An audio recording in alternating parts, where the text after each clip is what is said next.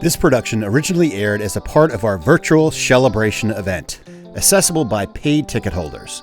We encourage you to support the programs this virtual event supported and welcome contributions of any level. Please look in the description for our Back to the Bays links to online giving and links to the SPAT program for their online giving as well. Thank you.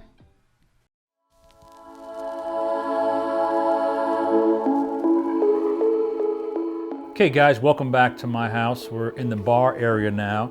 As we know, Shellebration is all about good food and drink, but what I wanted to talk to you about now is kind of one of my passions, and that's antiques related to oysters and to drinking. So what I have here is part of my collection across the bar, and what I want to show you is some oyster jars, as well as some of the drinking vessels that would have been used at the time. So we span a period of about just before the Revolution, 1774 through 1800, 1820, into about 1840. And this is all focused on New York City. So you may or may not know that New York City was known for its oysters back in the day. And if you haven't already, I recommend you read this book, The Big Oyster, by Mark Kurlansky. It's a great, great book.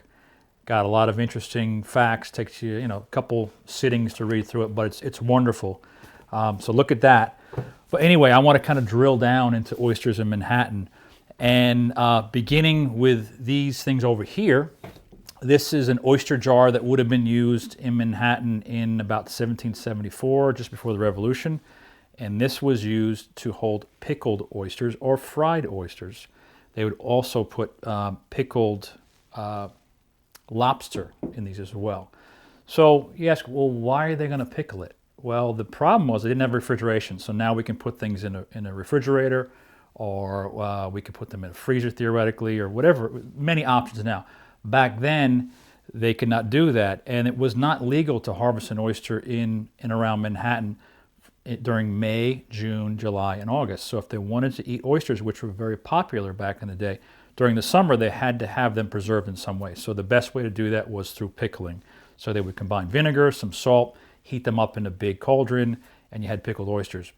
Now that was a very important export from Manhattan back then. So everybody knew about Manhattan oysters, New York oysters, and they ate them all around the world. So ships' captains would bring them from the port of New York to wherever they were going. So the vessels that you see here, these ceramic stoneware vessels, these straight-sided examples like this guy here, and these through here, kind of very simple, almost like Coke cans, they were used for shipping the oysters. So the oystermen would harvest the oysters in Manhattan Harbor, New York Harbor, so from Staten Island, New Jersey, the Hudson, East River, up into the Sound. They would bring them back to lower Manhattan, and they would shuck them and then pickle them and put them in these jars for sale. The great thing about pickling them was not only the preservation, but was the value as well. So I can't tell you what the market value would have been back then, but the value of a pickled oyster was 6 times what a shucked oyster was. So think about that multiplier in terms of making money for somebody working on the water. So it's pretty exciting. So anyway, getting back to kind of the timeline here. So these are the earliest ones that I have. But what I've also done is pair with it a wine bottle from the same period. So this is from about 1778 or so, as well as a glass, because trends change over time, so things change. The bottles change, the vessels change, all these things change. I also have this oyster shell, which is pretty cool. This one was found in lower Manhattan from about a 1780 context. Looks like our oysters today, but it's a pretty big boy. It's neat to see. So I have those together. If you're going to have oysters in your home, you might have a jar like this. So again, oysters were very popular. Pickled oysters were the thing back in the day. This was a jar that would not be great for shipping because it has these curved, what are called ovoid sides. It's a very attractive looking vessel to me, but it wouldn't be good on a ship. So these guys, this was made by a gentleman named John Remy, and it's Manhattan Wells, New York. So this is kind of where City Hall is, where there was a place called Collect Pond. This was made there. So this would have been filled with pickled oysters or other preserves, stored in the home on a shelf with a piece of cloth over it with a string around it to keep the bugs out. So as long as you had that vinegar above the oysters, they would last for 5 or 6 months. You're good to go. So getting back to kind of the transport of oysters, so again, the export market for oysters, you've got these oyster jars. And this is kind of the period I really like, which is like 1795 to maybe 1820 or so. And these are some typical oyster jars from my collection. This is a larger one, similar to this earlier one that I showed you from the 1700s. Not much different, a little bit different on the top. What I should point out is that for all these, they would have had a cork and they would have put wax over them to seal them. And that's why they have these little, either these recessed wells or these little grooves here. So for these guys, what was really amazing about this set of jars here and kind of this time period is that these jars were made by a very famous African-American potter. So while there was slavery going on in Manhattan, there was an African-American potter who had a thriving business making oyster jars and vessels like these. Also, the oystermen that he made them for happened to be African-American. Again, they were slaves there, but they were free blacks who were making their living either being a potter or raising oysters or harvesting oysters.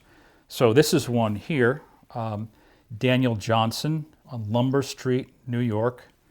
Another one here is George White. But these are famous gentlemen of their day. They were pretty well off considering the profit they were making.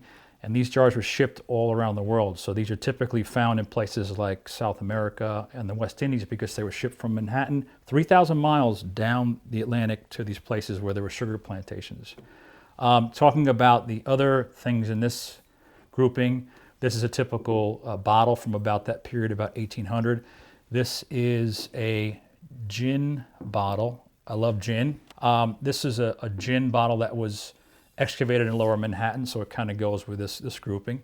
It's really neat to kind of look at the patina of this after it's been on the ground for a couple hundred years.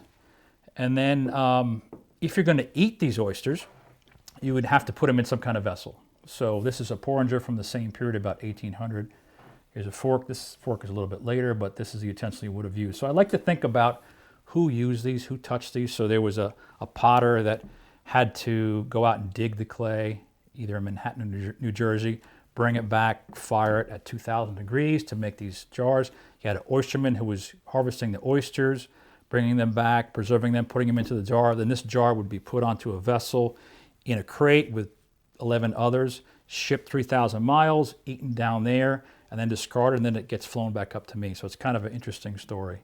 Another really cool story is this oyster shell actually came from under the World Trade Center. So this was found, there was a ship that was excavated under the World Trade Center. This was an oyster that was found amongst those remnants. This is a drinking glass from the same period, about 1800, 1810. A little different than that one over there. And then moving on to the kind of 1830 period, things get a little bit more refined. The glasses can be a little bit fancier. This is a typical oyster jar from that period for shipping. This gentleman's name was Henry Scott, another, again, African-American. This is a larger version of the same jar. And again, this would have been for pickled oysters. And this bottle is one that would have been typical of that period, but it has what's called a seal on it. So it would have been a well-to-do person if you were an attorney or a doctor or a merchant, more likely. You would have bottles made with your name impressed on them, and you would reuse them. In fact, this one was used many times. This label is from probably the 30s or the 40s, but this bottle was made in about 1830 or so. So it's neat to see, again, them together. And then getting you either further in time, you've got this jar, which says Clark Oysters, which I don't think it was New York. It may have even been Canada, but it's nice that it says oysters on it. And that's from like the 1850, 1860 period. And that's a little bit bigger.